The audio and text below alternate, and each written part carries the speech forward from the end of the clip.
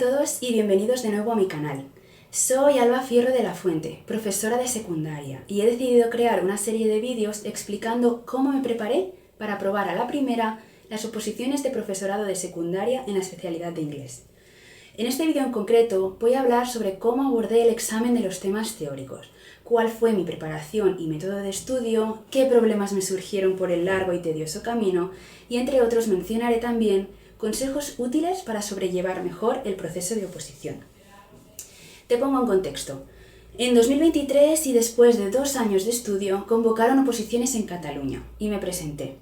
En mi caso llevaba 30 temas estudiados y de las 5 bolas que sacaron me sabía 4. Esto me permitió escoger el tema con el que más cómoda me sentía, que en mi caso fue el número 10, de gramática, y saqué un 8. A finales de 2020 empecé a prepararme para unas supuestas oposiciones que iban a convocarse al año siguiente, así que comencé a trabajar los temas teóricos y para no ir tan perdida con ellos ni con la programación, decidí apuntarme a una academia muy conocida.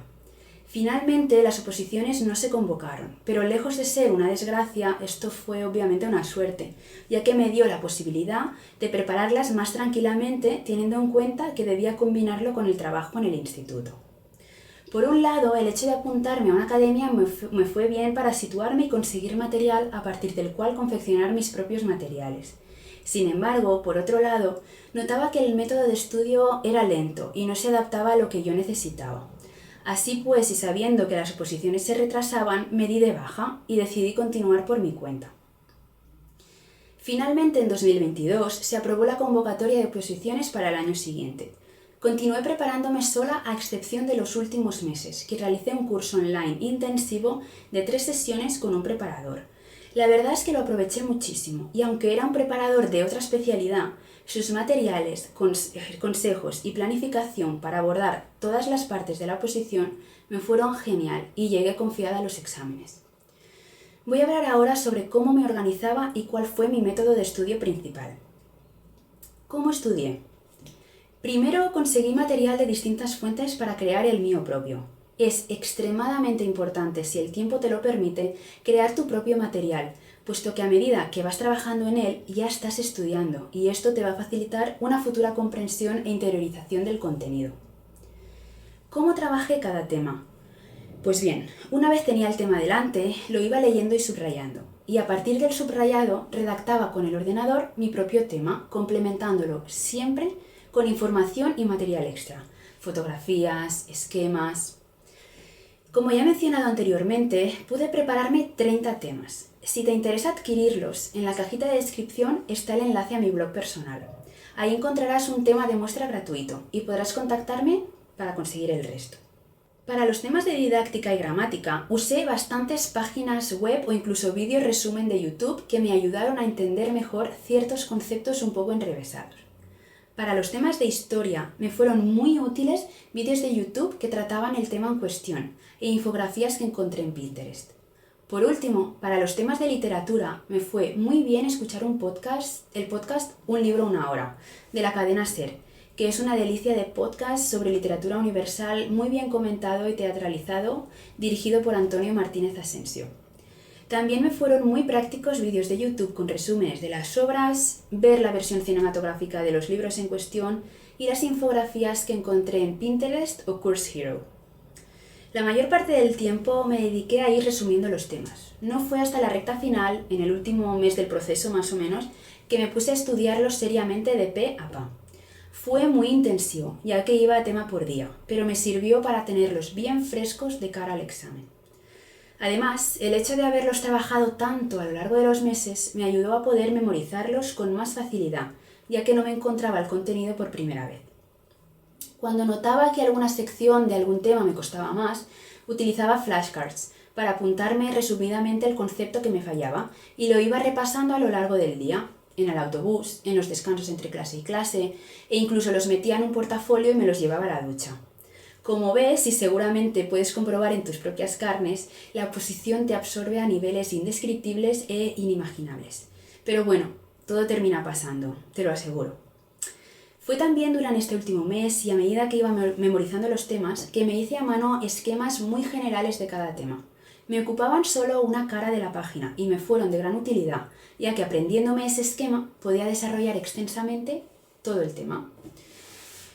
Un ejercicio que me parece clave realizar en la recta final de tu estudio es hacer simulacros de examen. Cuantos más hagas, mejor. La verdad es que a mí me pilló un poco el toro y no hice ninguno hasta las últimas 2 semanas antes del examen. Yo creo que en total debía hacer unos 7 simulacros más o menos. ¿Cómo realizaba estos simulacros? Bueno, pues intentaba recrear al máximo las circunstancias de la oposición y para eso me encerraba en mi cuarto durante 2 horas, no usaba el Tipex ni iba al lavabo. Los simulacros me fueron muy bien para dominar temas a simple vista banales, como puede ser con qué boli hago el examen. En mi caso usé Pilot, ya que en mi opinión fluye muy bien la tinta, no tengo que hacer tanta fuerza y mi mano aguanta más tiempo escribiendo. Y evidentemente me fueron bien para ser consciente de otros temas cruciales, como son la gestión del tiempo, la extensión del examen y el entreno de mi mano, ya que no solemos estar acostumbrados a tener que escribir como unos posesos durante 2 horas sin parar. Y créeme, la mano te termina doliendo, o es más, si estás nervioso y tensionado, ya empiezas con dolor en ella. Respecto a la extensión del examen, en casa los simulacros rondaban las 7-10 caras, pero para mi sorpresa, el día de la oposición hice 13 caras exactamente. ¿Dónde estudiaba? La mayor parte del tiempo estudiaba en mi cuarto de estudio, también conocido como opozulo. Para mí fue clave poder disponer de un espacio silencioso con una mesa grande y ordenada y un corcho donde escribir las tareas pendientes o las ideas que se me ocurrían. Aún así, algunas veces necesitaba cambiar de ambiente. Entonces, si la tarea lo permitía, por ejemplo, si tenía que pasar apuntes y no necesitaba estar tan concentrada, pues iba a alguna cafetería con una opocompañera.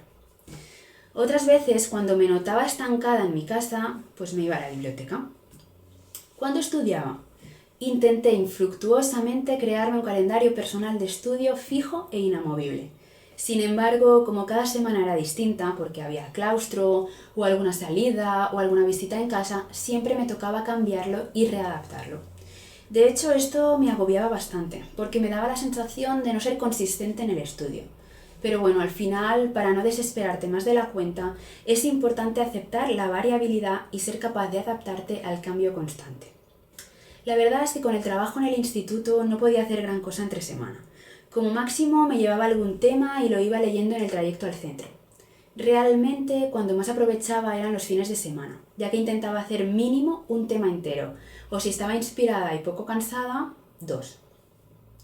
Evidentemente durante Navidad, Semana Santa o verano, el tiempo del cual disponía era más y podía elaborar más temas. Con respecto a cómo actuar el día de examen, te recomiendo lo siguiente. 1. En cuanto salgan los números de los temas, no tardes más de 1 minuto en escoger el que quieres desarrollar. Mi examen eran 2 horas y te juro que el tiempo pasa volando. No te exagero que las 2 horas me parecieron apenas 20 minutos de lo rápido que pasó todo. Fíjate que en los simulacros me dolía la mano, a más no poder, y en el examen no noté nada. Era inmune a todo menos a la mirada de la examinadora. Por eso te aconsejo que con antelación te hagas un listado de preferencia de temas y que vayas directo al que te sientas más cómodo. No te recomiendo para nada cambiar de tema una vez hayas empezado a escribir. 2. Una vez seleccionado el tema, hazte un esquema de todos sus apartados y de la información que quieres incluir en cada uno. A mí me tomó unos 10 minutos hacerlo, pero no creas que con esto estás perdiendo el tiempo. Al contrario, este paso es indispensable para ahorrar tiempo cuando estés en medio de la redacción, puesto que la estructura ya estará pensada y solo tendrás que ir desarrollándola a partir del esquema inicial. Además, te ayudará a que todo esté más claro y ordenado. 3.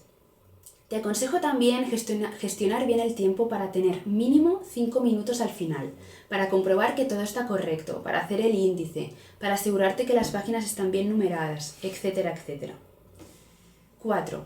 Cuida lo máximo que puedas la presentación. Ya sé que no quedan igual las primeras páginas que las últimas, pero intenta que todo sea legible y lo más limpio posible teniendo en cuenta que no puedes utilizar el Tipex.